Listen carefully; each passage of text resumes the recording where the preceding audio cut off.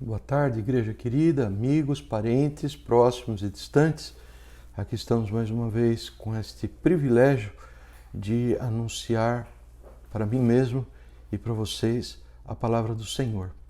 O pastor Jonas já orou por nós, os louvores já foram cantados e nós confiamos que o Senhor tem os seus olhos postos sobre nós para nos edificar a fé, para nos fortalecer em sua presença. Antes que eu entre no nosso estudo sobre João capítulo 6, que hoje será a segunda parte, e espero que talvez nós consigamos encerrar este longo capítulo, eu preciso comunicar ao nosso povo, particularmente à nossa congregação, o nosso entendimento sobre aquilo que é o melhor para a igreja em termos de pandemia do Covid-19. É uma realidade que está tão presente nas nossas vidas e tanto já tem ouvido tantas coisas, isso torna a minha missão assim relativamente mais simples. Mas eu quero garantir a todos que esse tem sido um dos assuntos que nós temos levado com mais frequência em oração a Deus.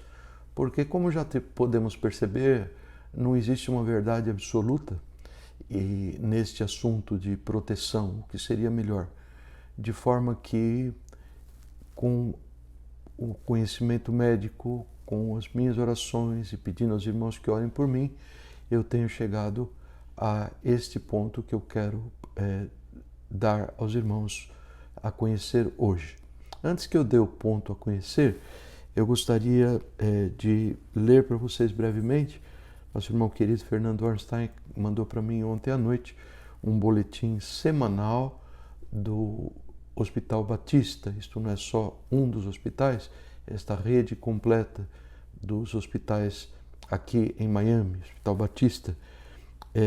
Eles informam que tinham até ontem à noite 334 pacientes internados, já com diagnósticos confirmados e alguns ainda apenas com suspeita de estarem sendo atacados pelo vírus.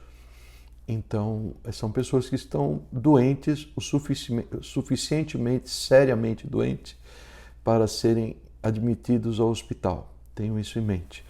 Isto, 334 pessoas, esse número, representa um aumento de 25% de pacientes, comparado com o número de pacientes da semana anterior. Guardem esse dado, por favor. Um outro dado importante, ao qual nós temos recorrido com bastante frequência, uma das fontes fidedignas, que são estudos e estatísticas da Escola de Medicina da Universidade Johns Hopkins, em Baltimore, Maryland, e eu trago para vocês aqui essa informação. Nós tivemos, desde o início da pandemia, em março, nós tivemos um grande pico do número de pessoas diagnosticadas por dia. Esses números que eu vou falar para vocês significa número de pessoas que adquiriram a doença e que foram diagnosticados naquele dia. Pois bem, no dia 14 de julho aconteceu esse grande pico ao qual eu comecei a me referir. Foram 11.870 pessoas no estado da Flórida. E quando eu digo estado da Flórida, os irmãos podem extrapolar para o nosso county, Miami-Dade County, porque é aqui que ocorre a grande maioria, creio que cerca de 80% dos casos do estado da Flórida estão concentrados em Miami-Dade County. Nosso county se tornou, de todos os 5.000 e tantos counties dos Estados Unidos da América, o nosso county é o número 2, perdendo em número de novos casos diários apenas para o Los Angeles County, na Califórnia. Então nós tivemos este pico assombroso que levou a uma medida muito radical por parte das autoridades. Foi quando as medidas de isolamento, quarentena, como você preferir, foram assim levadas assim mais a sério pela população e nós vimos, graças a Deus, uma queda do número de casos diários. Quando nós chegamos aí na proximidade de 2.000 casos por dia, então se adotou uma atitude mais liberal, as pessoas começaram a voltar ao trabalho e muitos estabelecimentos foram abertos e, inclusive, pouco depois as escolas abriram, no início de outubro. Nós tínhamos como background cerca de 2.000 casos por dia ainda acontecendo. Bem, com a abertura a qual eu me referi, nós temos notado um número crescente de casos novamente. Não é um aumento tão agudo quanto aconteceu em meados de julho, que levou ao pico de 11.000 casos por dia, mas é um pico que está ocorrendo, está se desenhando diante dos nossos olhos devagar e sempre. Ele segue crescendo, o número de casos por dia. No dia 30 de novembro, o número de casos era 9.600 por dia. Lembre-se do grande pico de 11.000, nós chegamos progressivamente a 9.600 casos por dia. Isso representa 81% do pico. 81 equivale a 81% do pico. Isto varia, tem pequenas oscilações por dia, mas é aí que nós temos estado. Ontem o boletim nos informou era de 76%. Queridos, eu quero dar para vocês esta visão ilustrativa do problema. Nós estamos mergulhados num aquário de vírus. Os peixes são os vírus, se você quiser, nessa história de aquário, muitos peixes. O vírus não mudou, ele é essencialmente o mesmo. A variação que determina um número maior ou menor de casos é dado pelo grau de exposição ao vírus. Ou seja, é a pessoa que sai, é a pessoa que não mantém a distância social, é a pessoa que não usa máscara, não lava a mão, as medidas que todos nós conhecemos. Então, acaba resultando da nossa atitude, a atitude do povo, o número de casos que é publicado diariamente de pessoas que adquiriram o Covid-19. Bem, como nós podemos ver isto? Pessoa muito querida disse para mim, eu não sei o que responder, porque algumas pessoas me perguntam por que eu posso ir trabalhar, eu posso ir ao mercado, mas eu não posso ir à igreja. É uma pergunta que nós temos que saber responder. E eu espero dar para vocês os elementos de por que a nossa decisão dos pastores da KBC é que nós continuaremos em quarentena como igreja. Por que isto? Nós não amamos o povo? Deus o sabe. Nós não desejamos estar juntos nesse período de celebrações tão deliciosas que tem sido a nossa história? Nós temos uma história para contar sobre que este não é o nosso caso. Na realidade, queridos, a atitude mais segura seria que ninguém saísse. Mas esta atitude se prova incompatível com o mover-se da sociedade. As firmas precisam de pessoas trabalhando. Os trabalhadores precisam ganhar o seu pão de cada dia. As pessoas precisam ir ao mercado comprar mantimentos. São situações muito extremas e que têm que ser ajustadas à realidade que eu descrevi para vocês sobre o vírus. Então, pessoas saem, pessoas vão ao trabalho, pessoas vão ao mercado, crianças vão à escola. Não que, pela nobreza e necessidade dessas saídas, o vírus as ataque menos. Não. Ele ataca igualmente a todos que saem. Eu tenho uma ilustração muito boa assistindo um seriado que eu vejo com a família nas sextas-feiras, em que a nave espacial em que se encontrava o herói do filme, ela está sendo manejada por um indivíduo maníaco e ele é um suicida que quer destruir a todos que estão dentro da nave. Então, ele embica a nave contra o chão e ele vem a uma velocidade extrema e a nave vai. E alguém precisa entrar naquela cabine, tirar o controle da mão desse homem e mudar a direção, senão todos vão morrer. Acontece que ele havia comissionado um grupo de indivíduos, robô, o que quer que seja, que estão protegendo a cabine, estão dando tiro. Então o que você vê é assim um número incrível de balas, de projéteis em todas as direções. Bem, ou alguém entra na cabine com uma grande chance de ser alvejado e morrer, ou então a morte é certa. Então o que o herói do filme faz? Ele atravessa no meio das balas, ele vai baixando e vai desviando, e é tão irreal, mas vamos tomar a ilustração para saber o que eu estou querendo comunicar a vocês.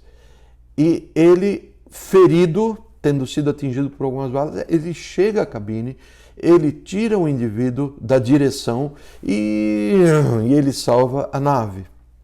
Vejam só, ele teve que se expor às balas por um motivo de vida ou morte. Querido, com todo o respeito, ir a um local físico, expondo-se ao vírus, não é necessário. Não é uma questão de vida ou morte. Conclamar o povo para vir, porque existem razões, existem descontentamentos. Nós estamos descontentes, nós não estamos felizes com essa situação. Mas nós somos seus pastores, a função dos seus pastores é cuidar das suas ovelhas. E Jesus chegou ao extremo que deve ser o nosso alvo, que vamos atingir pela graça de Deus, de dizer: eu sou o bom pastor, eu sou o modelo, eu sou o pastor perfeito. E o bom pastor dá a sua vida pelas ovelhas. Ainda que a nossa preferência seja grande por estar juntos, ainda que possamos perder algumas pessoas que preferem não se alinhar com esta proposta, ainda que isto resulte em algum grau de dificuldade de manutenção financeira da igreja, tudo isso é menos importante do que a sua vida. E nós não estamos prontos, diante do quadro que eu passei para você, a dizer: vamos nos alegrar que o perigo passou. Eu estou à disposição para responder perguntas daqueles que as tenham com muita alegria. Quero compartilhar com vocês aquilo que eu sei a mais, não é muito mais do que isso. E aspectos como vacina, que está chegando, tudo pode estar na mente dos irmãos. Para terminar, eu creio que a posição mais sólida que eu ouvi sobre uma instituição muito respeitável é a FPL, onde trabalha o nosso pastor Ricardo. Eles disseram ao povo que não vão reabrir até que todos tenham sido vacinados e que haja prova de que todos estão protegidos.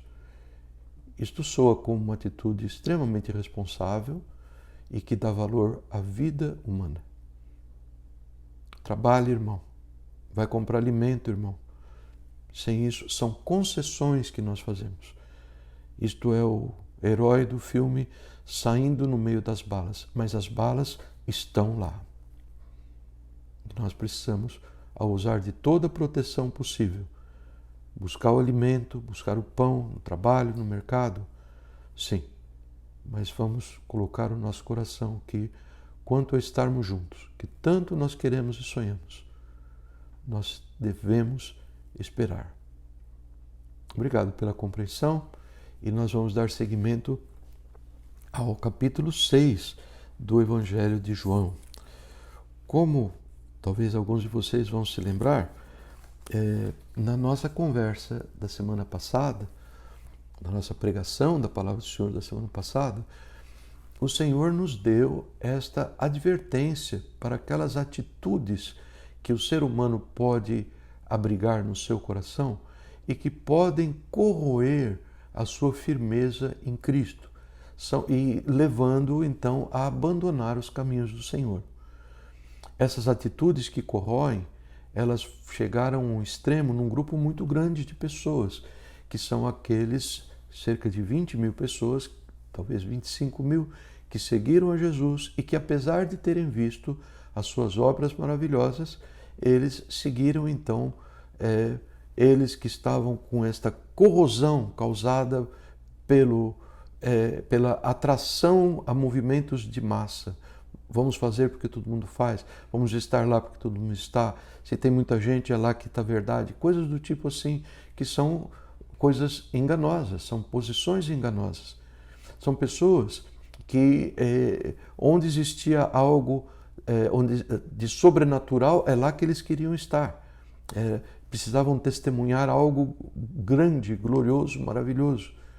São pessoas que só pensavam no seu ganho pessoal, naquilo que queriam extrair de Deus. O que eles queriam, na verdade, era manipular aquilo que Jesus fazia para ver se eles podiam obter aquilo que eles queriam.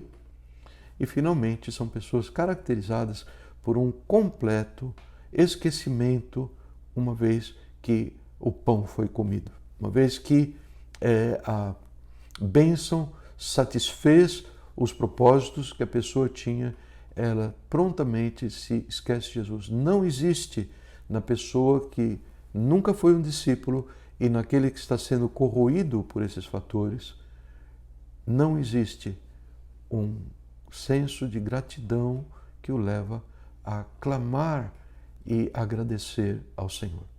Esse é um pequeno resumo daquilo que nós falamos.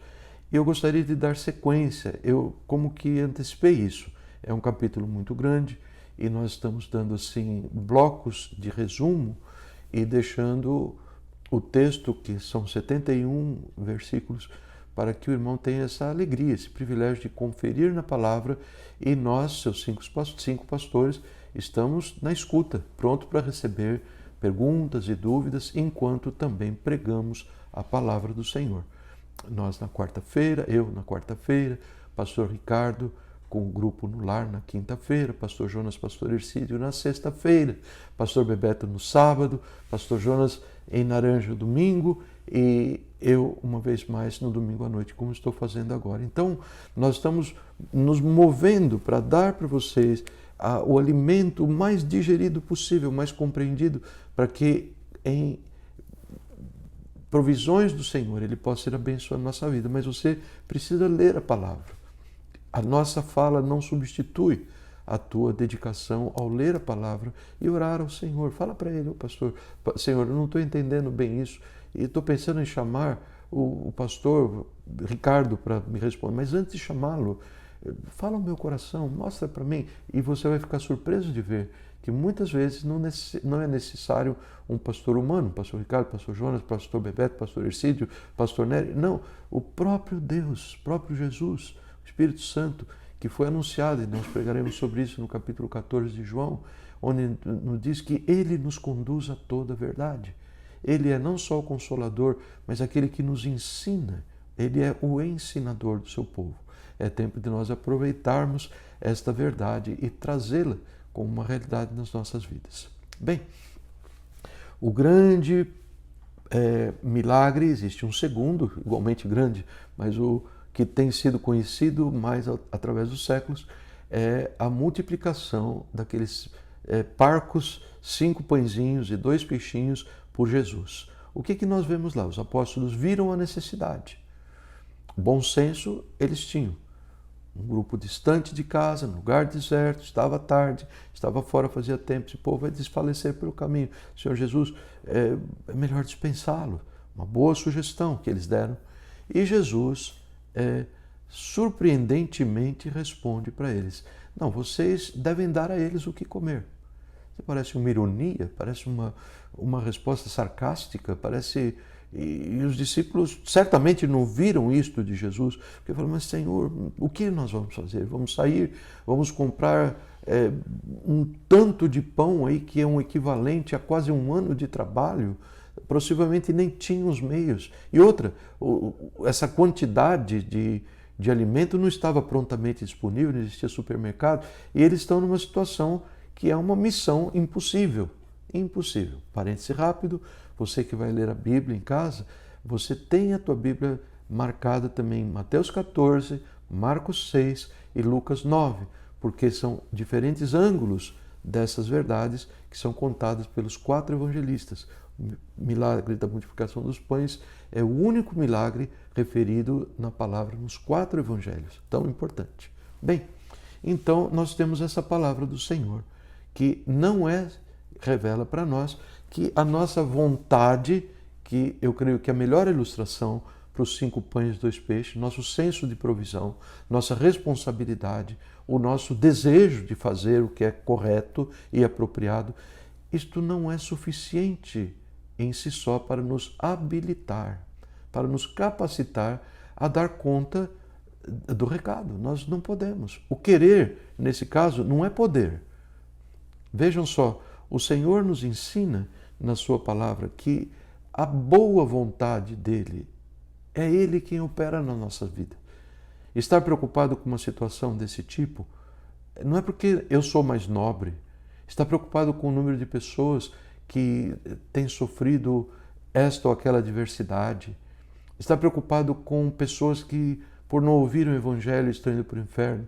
Não existe em nós esta propensão de preocupar-nos com outras pessoas. Nós somos seres exclusivamente voltados a nós mesmos. Mas a vontade de Deus se faz operar em nós pelo seu poder, e ele diz que ele não opera só isso, está em Filipenses 2,13, que ele opera também o efetuar. Operar o efetuar naquela situação significava o milagre da multiplicação de pães. Não havia outro meio. Não havia. Então Jesus, tendo recebido das mãos dos discípulos aqueles 5 pãezinhos e 2 peixinhos, ele então os toma, ele pediu, traze-os a mim. Então, uma vez trazido a ele o recurso do homem, vai marcando aí no seu gráfico paralelo, não é? Trazida ao Senhor a minha vontade por algo bom, algo nobre, algo justo, algo necessário, que Ele operou no meu coração. Agora é trazer para o Senhor, Senhor, eu tenho, isto tem que mudar. Aquela pessoa, Senhor Deus, o Senhor sabe que ela está se destruindo. Nós precisamos, Jesus, opera o que eu estou querendo. E eventualmente Ele vai nos usar como os elementos da operação do seu grande poder. E todos nós sabemos que ali todos comeram até ficarem satisfeitos. Ainda sobraram 12 cestos. O meu pastor querido diz assim, e a minha teologia é a seguinte, que um dos 12 cestos foi dado de presente para o menino que deu os 5 pães e 2 peixes. Eu sempre apreciei muito esta extrapolação dele, e é possível que seja verdade, não é? E nós vemos que este é o nosso Deus, que nos diz em Efésios 3:20 que Ele é poderoso para fazer infinitamente mais de tudo quanto pedimos ou imaginamos. Ninguém iria imaginar aquele tipo de saída, e Ele faz. Então, por isso, nós damos a Ele toda a glória. Bem, esse milagre foi seguido de um outro milagre, e nós vemos isso na história de Jesus caminhando sobre as águas. Jesus sobe ao monte para orar e dá ordem explícita aos discípulos que entrem no barquinho e que voltem para a região oeste do barco, Genezaré, Cafarnaum. Eles estavam em Betsaida, que é mais a oeste, enfim. E eles saem e eles encontram uma grande dificuldade no meio daquele lago, é um lago de água doce, que também é chamado Lago Genezaré ou Mar da Galileia. Muito bem, que dificuldade é essa? Uma ventania, uma pré-tempestade muito, muito difícil. Eles haviam estado numa situação assim, que Jesus estava dentro do barco, está lá na palavra, em Marcos 8, se não estou enganado, e Jesus estava dormindo, e nós conhecemos a história, eles despertam Jesus, não se te dá que morramos, vamos perecer. E Jesus desperta e repreende os ventos e tudo se acalmou. Naquela situação, toda a referência que nós vimos sobre a reação dos discípulos foi, eles olharam para o outro de olho arregalado e disseram, que homem é este que até os ventos lhe obedecem? Não houve muito mais do que isto. Foi uma constatação de um fato majestoso diante dos seus olhos e um grande ponto de interrogação sobre quem seria Jesus. O que nos dá a entender que a sua fé está aí sendo construída no Senhor. Não é uma fé firme e estabelecida no Senhor ainda. Vejam só, nós vemos ao longo da história que Jesus veio então caminhando sobre as águas por volta de 4 da manhã, e eles, quando notaram aquele vulto de um homem, imagino que não viram com grandes detalhes, não sabiam que era Jesus, se puseram a gritar desesperados, achando que fosse um fantasma, e Jesus disse que eles devem se acalmar. Sou eu, disse Jesus. Pedro desce do barco a pedido dele e com o consentimento de Jesus.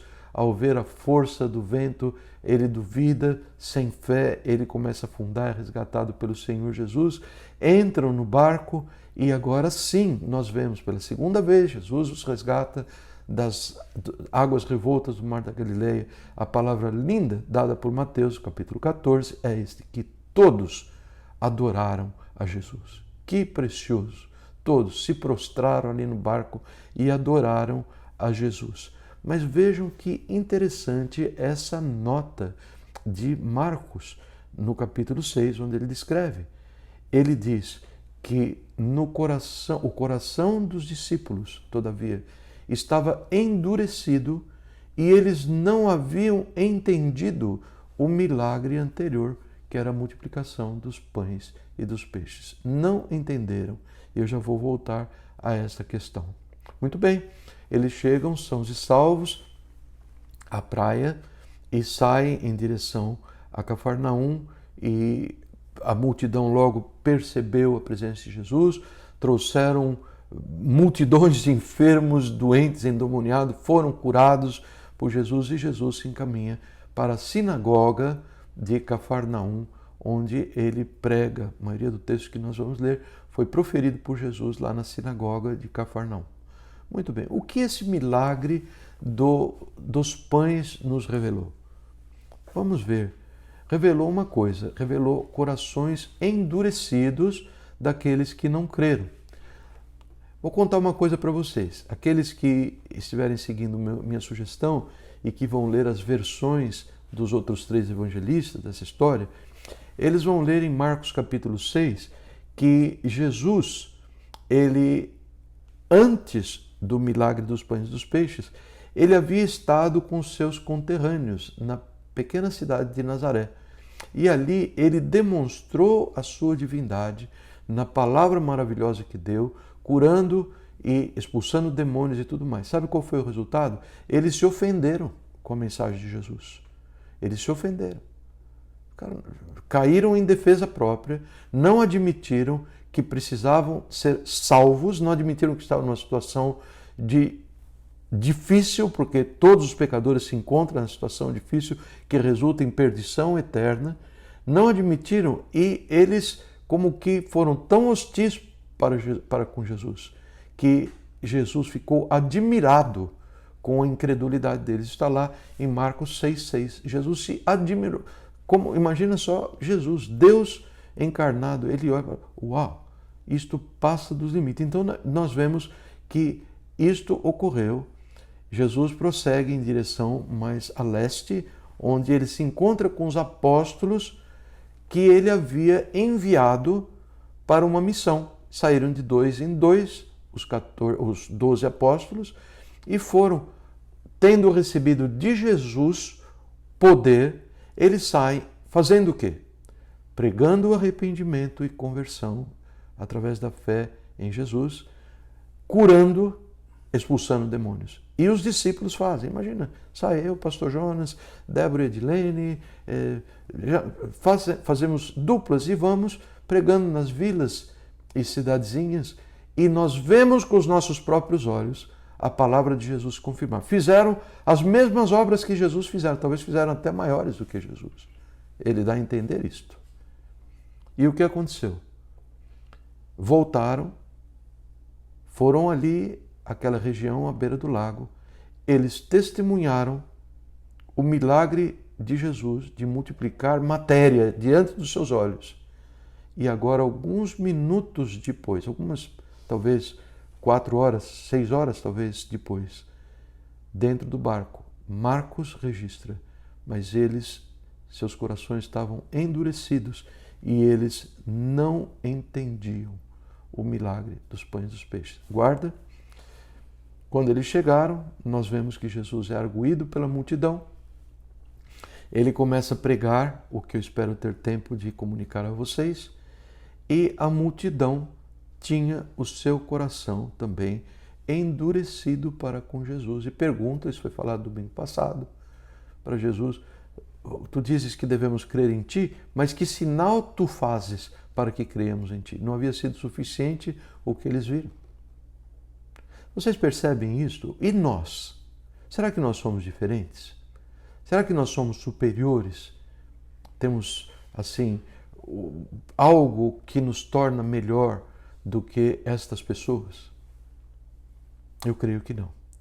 A minha tese é que eu chego a esta tese quando eu olho para mim e vejo o que acontece com os meus votos a Deus.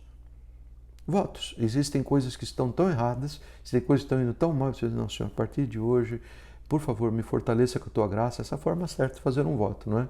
Tenha misericórdia de mim pelos erros meus. Agora eu preciso muito da tua porção de graça. O que acontece com eles? É como se todo o meu ser se levanta contra isso. A minha carne se luta, se degladia com o meu espírito e não acontece nada. No meio da batalha, onde eu tenho que admitir claramente para mim mesmo e diante do Senhor em oração: Senhor, eu sinto o desejo de errar. Esta é a realidade do ser humano, mas nós vemos aqui, espero ser claro sobre isso, a forma como o Senhor vai tratando conosco. O Senhor nos conta que é importante manter-se verdadeiro para conosco mesmo. Sermos verdadeiros, porque Ele se agrada, Ele ama a verdade no íntimo do coração. Deixa eu contar 2 testemunhos muito rápidos ao meu respeito. Em algum tempo no passado, não me lembro mais quantos anos foram, eu quase morri. E tinha aí uma suspeita de câncer, tinha alguma coisa, tudo, e foram 6 meses extremamente difíceis para a nossa família, crianças pequenas e etc. Eu vivendo sob a sombra, no vale da sombra da morte, não é? E no fim, com a graça de Deus, como bem me lembrou meu querido e saudoso irmão Silon, lá de Salvador, quem sabe ele está assistindo a gente aí, e ele disse: não seja incrédulo, Nery, Deus curou você. E a sua voz ainda ecoa no meu coração até hoje, e Deus realmente me curou. E o Senhor me levou ao Salmo 30, versículo 11 e 12. Davi, que escreve esse salmo, deve ter sido livrado de algo muito adverso à sua vida.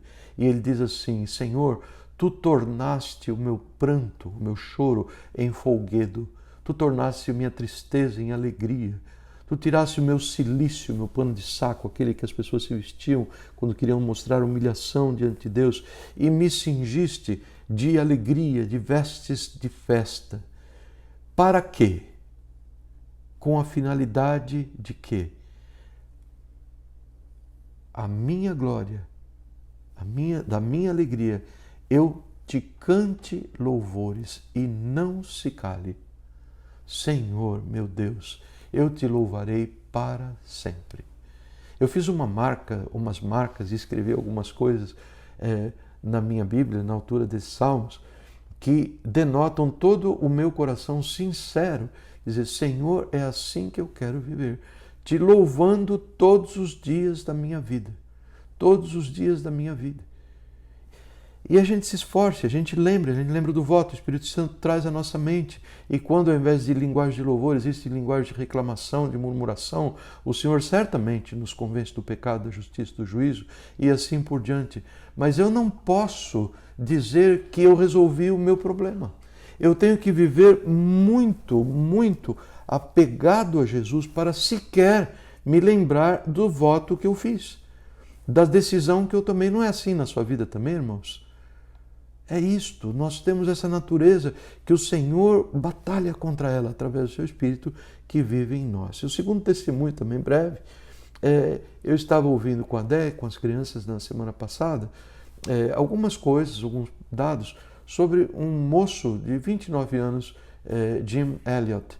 Ele foi, com outros 4 missionários americanos, trucidado, mortos a lança, golpes de lança, numa praia de um rio no interior do Equador, onde eles foram para pregar o Evangelho do Senhor.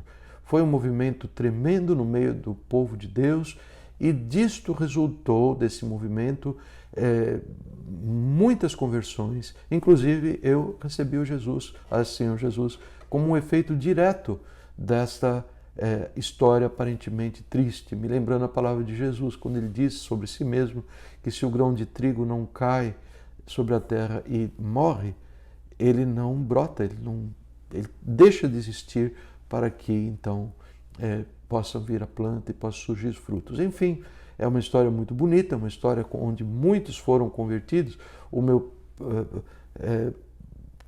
Minha conversão se deu no ano de 1970, já 14 anos depois que isso aconteceu, e o efeito segue até hoje.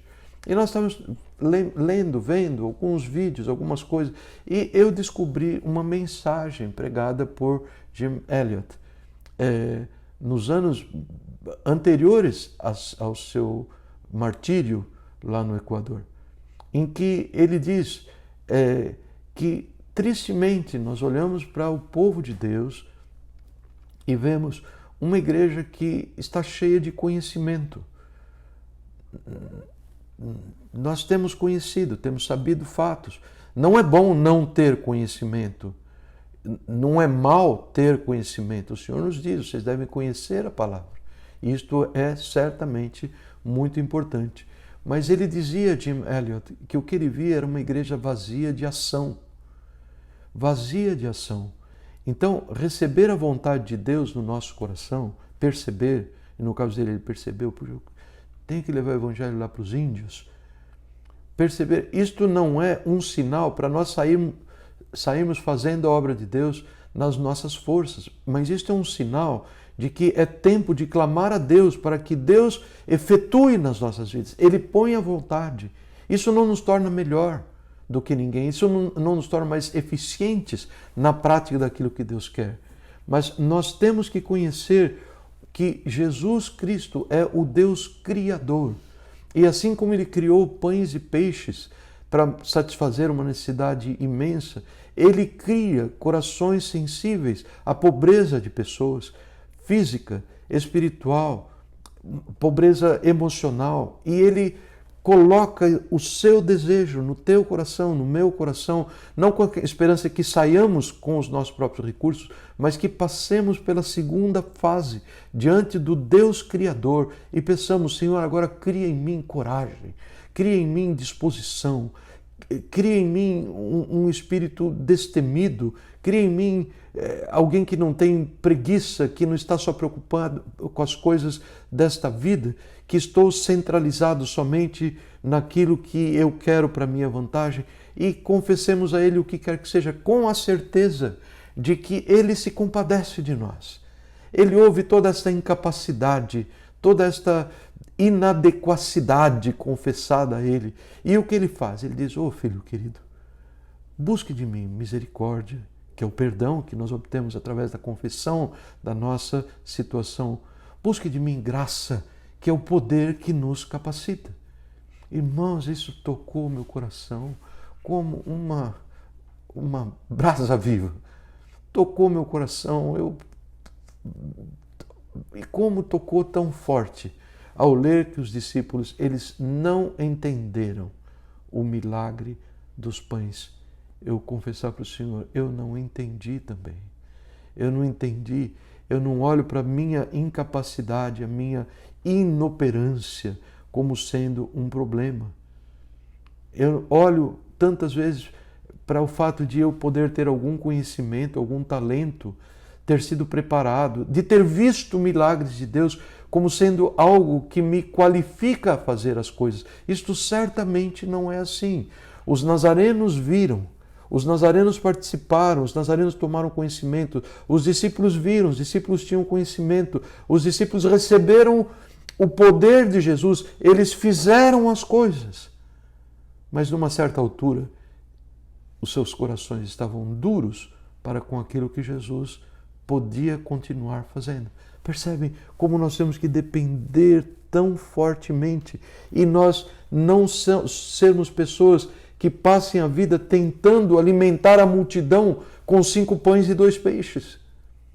Assim como é ridículo imaginar que Pedro, João, Mateus e outros discípulos, agora vamos lá, vamos cortar em pedaços bem pequenininhos esses 5 pães para que caiba cada um. Isso é motivo de risada, isso não poderia acontecer. Jesus multiplica, se cada um, e eu dei essa cifra para os irmãos da outra vez, se cada um, para ficar satisfeito, em média, consumiu meia libra de comida, Jesus produziu do nada, porque Ele é o Deus Criador. Jesus é o Deus Criador. Ele produziu mais de 5 toneladas de alimento. E Ele é poderoso para tomar o meu nada, para tomar o teu nada. E Ele produzir, milagre de Jesus, produzir em nós aquilo que vai satisfazer a necessidade, qualquer que ela seja, que está ao nosso redor, para a qual Ele próprio nos despertou, porque de outra maneira nós seríamos completamente insensíveis a esta necessidade. É assim, irmãos, nós como crer que Jesus é o Deus Criador. Paulo nos conta em Efésios capítulo 1, 18 e 19, quando ele diz, eu oro para vocês, para que Deus abra os olhos dos seus corações.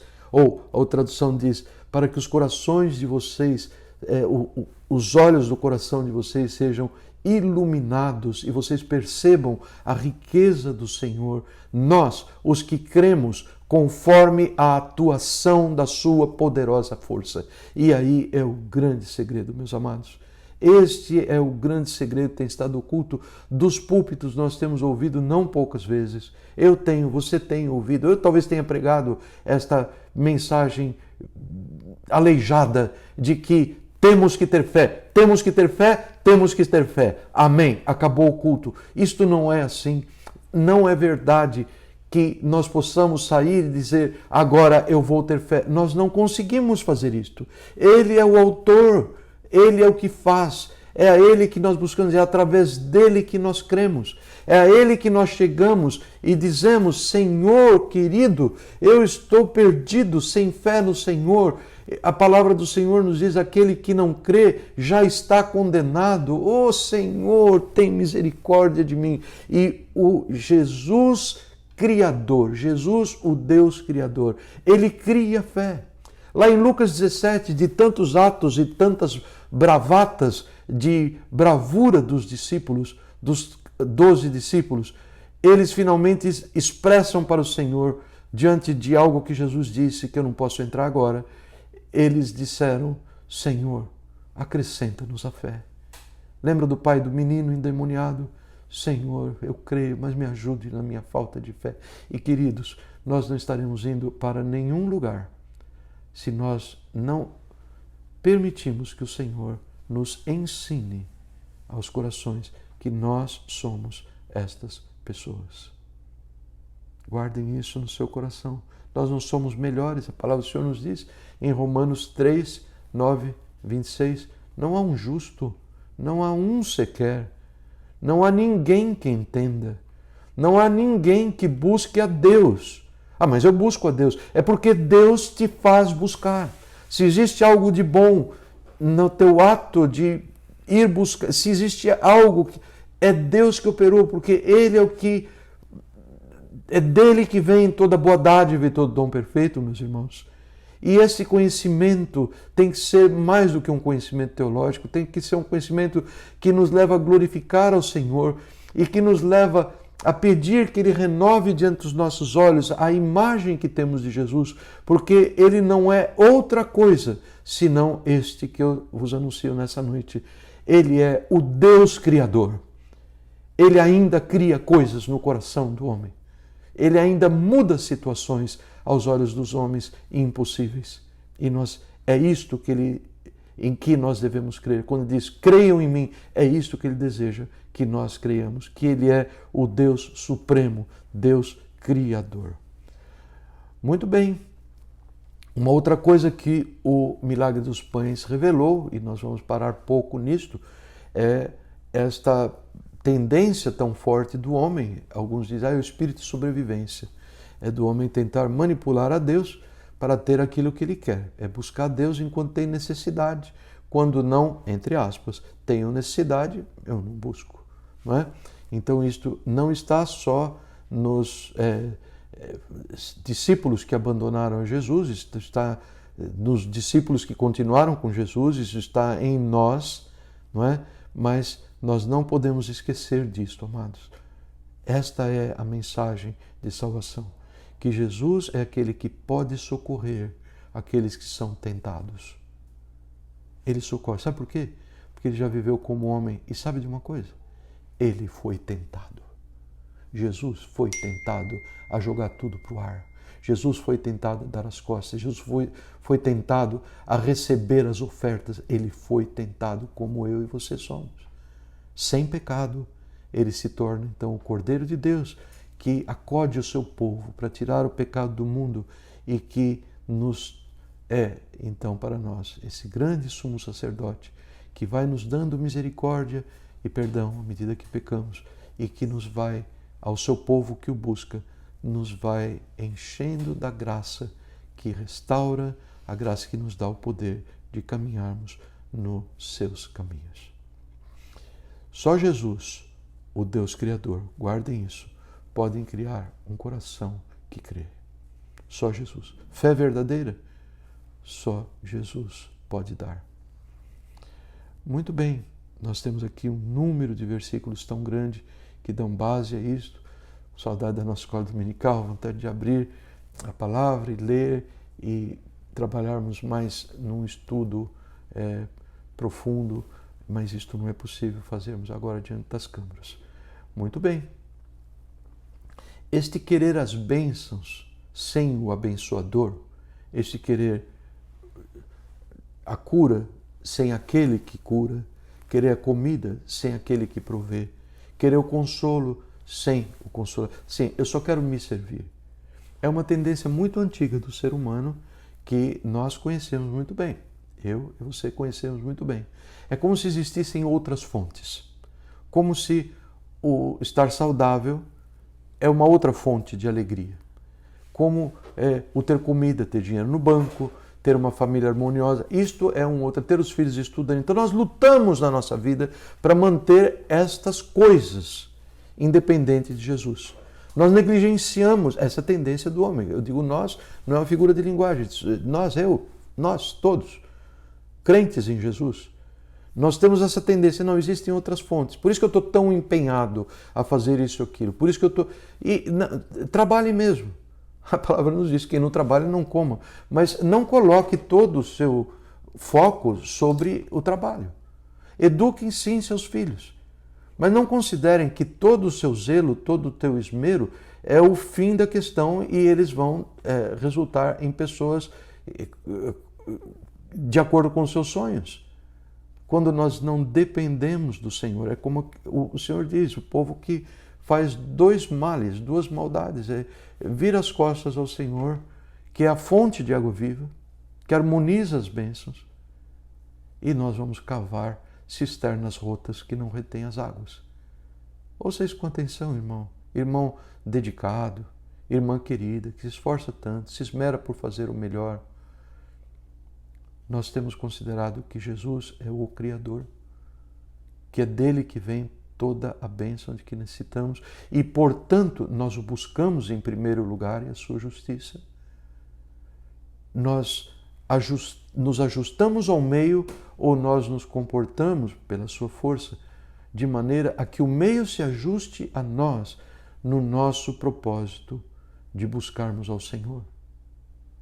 Eu lembro quando as crianças eram pequenas, eu estava no meu canto orando e chutava a porta, entrava, e os meninos entravam rolando no chão e vinham fazer cosquinha.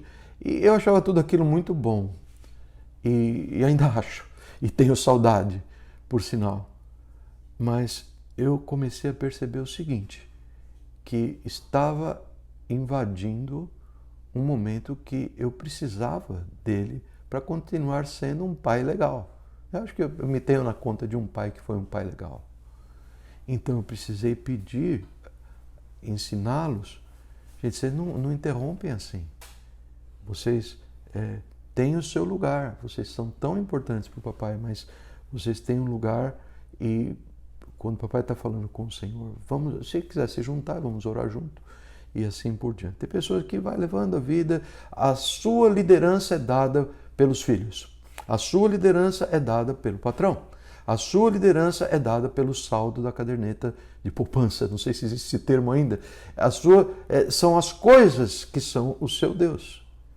Isto é uma grande distorção e Jesus ensinou isto no segmento seguinte dessa narrativa de João capítulo 6, quando ele diz assim para aqueles homens que disseram, nossos pais comeram maná no deserto e tu só fizeste isso, transformou aí uns pãezinhos de peixe uma vez só, é pouco. E Jesus disse, não, gente, vocês estão com o foco errado. Trabalhai não pela comida que perece, mas principalmente pela comida que permanece, a comida que é para a vida eterna, que eu vos dou. Trabalhem para isso. Ao nos dedicarmos para trabalhar para o reino de Deus, ao buscarmos em primeiro lugar o reino de Deus, estou falando em algo muito maior do que chamar a criança, os filhos, adolescentes, seja quem for, e ao redor da mesa, fazermos um papai do céu. Eu não gosto dessa expressão. Acho que ela diminui a sublimidade de vamos falar com Deus. Mas é a minha opinião pessoal apenas. Não existe nada intrinsecamente mal com ela. Mas é muito mais do que isto. É nós darmos na nossa vida de tal lugar, o primeiro lugar ao Senhor, que os filhos, o patrão, o companheiro de trabalho, a sociedade, o vizinho, seja quem for, eles vão ver, esse homem anda com Deus. Essa mulher, ela é uma serva de Deus, porque buscamos em primeiro lugar o Senhor e isto resplandece de nós.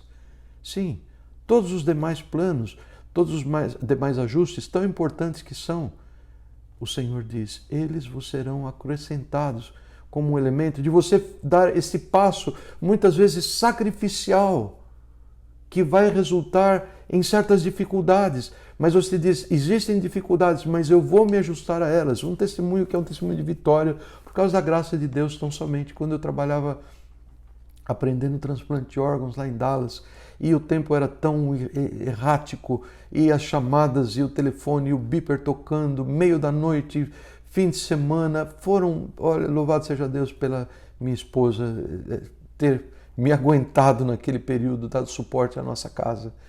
Mas eu comecei a notar que eu não tinha o tempo de ler a palavra do Senhor. Eu havia aprendido com o meu pastor que devia tirar um tempo, estar com ele, orar ao Senhor, meditar na palavra, e eu fazia. Eu era um bom moço, caminhando pela graça de Deus, eu era um bom moço, fazendo a vontade do Senhor, mas eu não tinha tempo.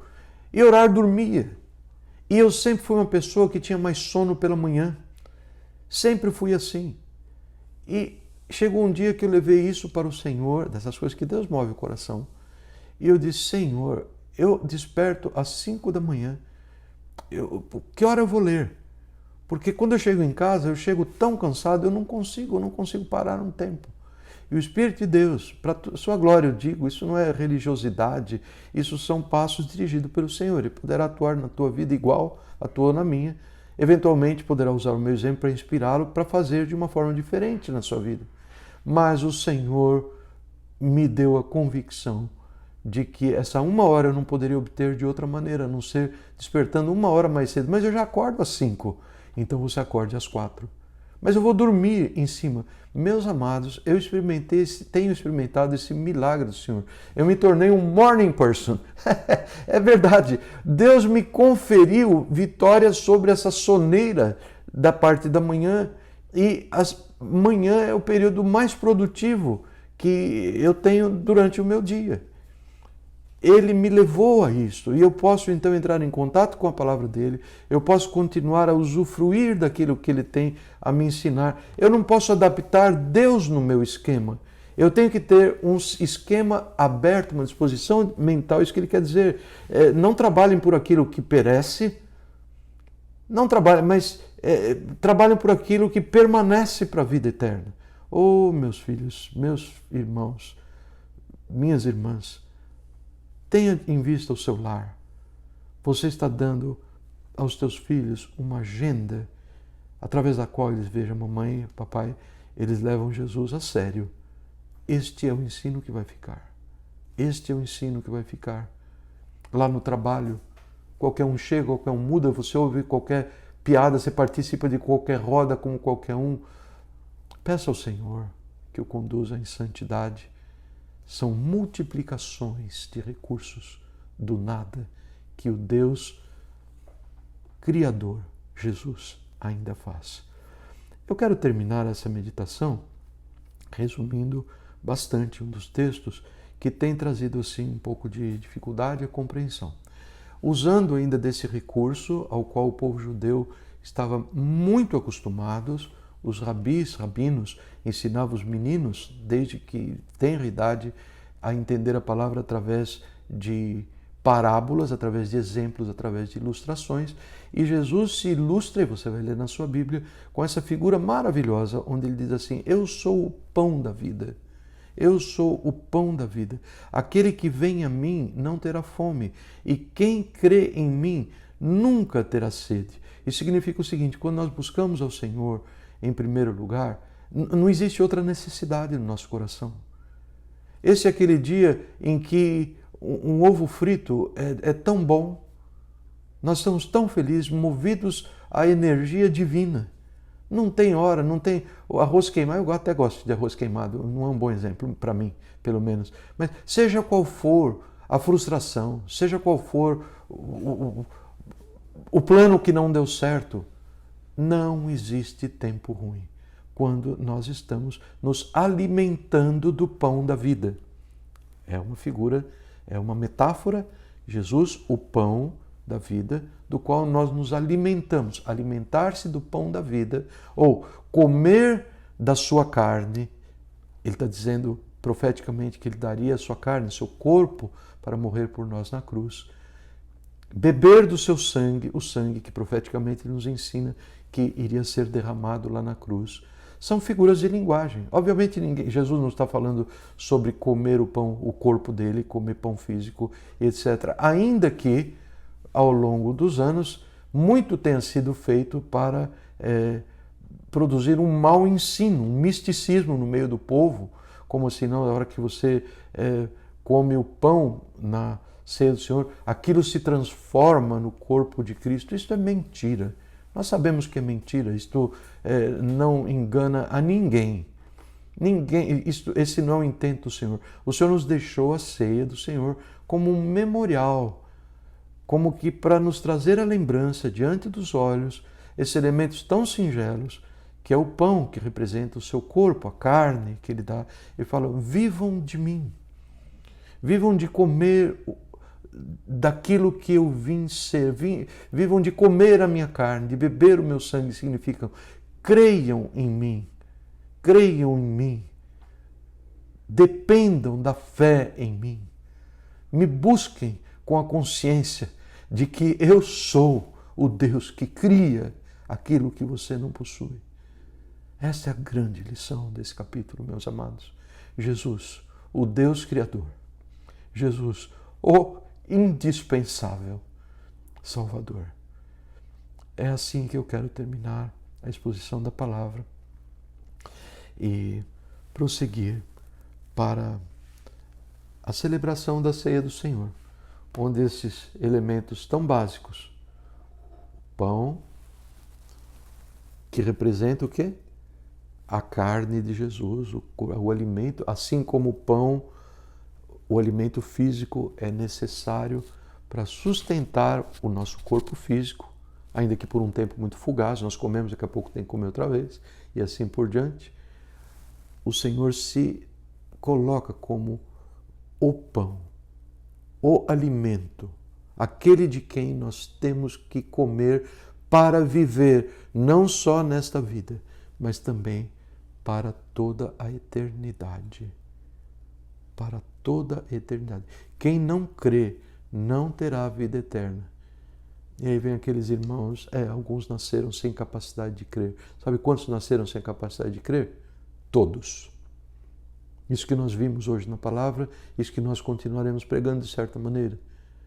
E vamos culminar em João 15:5, onde Jesus diz assim: sem mim nada podeis fazer.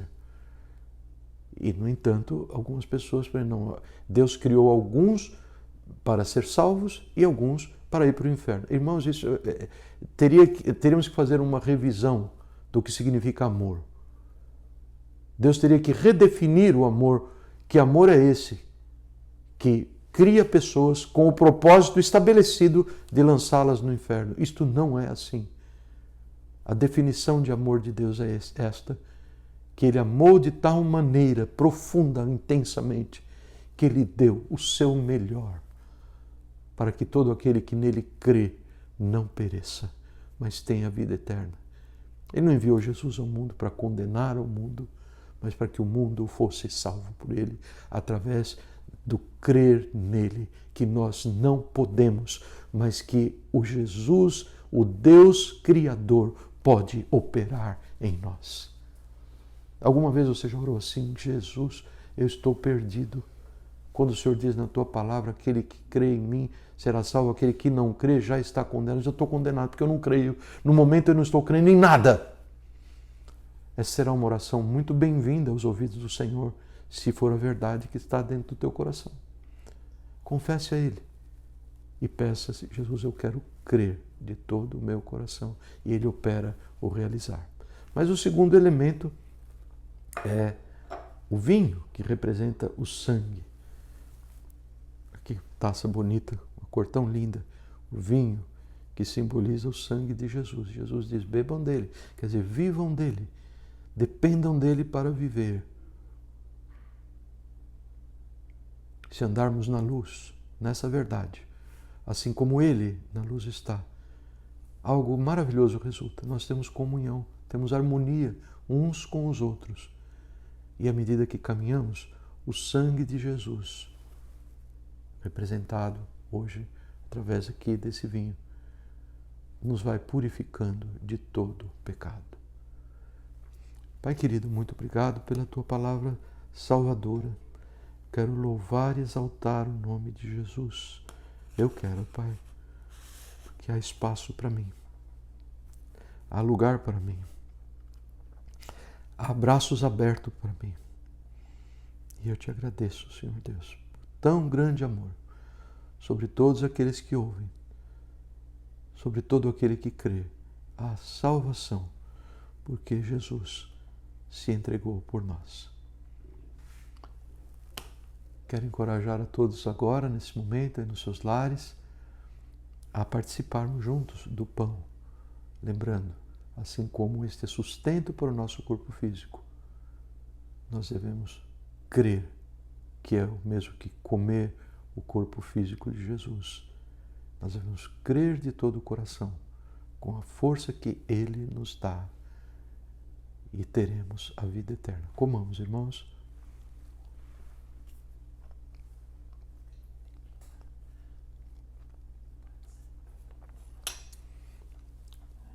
E participemos do vinho, que simboliza o sangue do Senhor Jesus, que nos purifica de todo o pecado, sempre, até chegarmos na sua presença, onde já não será mais necessária a confissão de pecados, porque como Ele é perfeito, lindo, impecável, nós também o seremos, de João na sua primeira carta.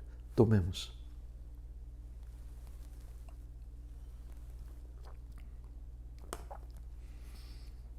Deus abençoe a todos nós. E vamos nos encontrar novamente no próximo domingo, dando início a um novo, fascinante capítulo da palavra do Senhor no Evangelho de João, o capítulo 7.